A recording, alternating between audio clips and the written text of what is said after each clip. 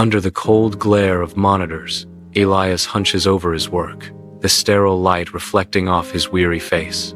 He navigates a sea of fabricated success stories, each profile meticulously crafted to manipulate emotions and drive engagement. The hum of servers fills the impersonal office as Elias sighs, the weight of his digital deceptions heavy. Another day, another lie. At the polished conference table, Elias faces his superiors, the air thick with unspoken tension and the weight of expectation. The revolutionary Project Nightingale is unveiled, designed to pinpoint demographics and saturate them with hyper-personalized content, promising both power and peril. Elias, this is bigger than all of us. Do you understand?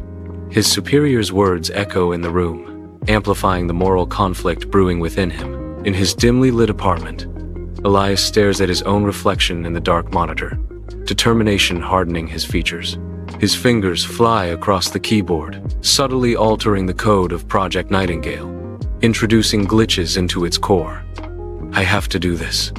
There's no other way. Quick cuts reveal the algorithm's pervasive impact on society, highlighting the profound stakes of his solitary act of defiance as the hum of the computer fills the room.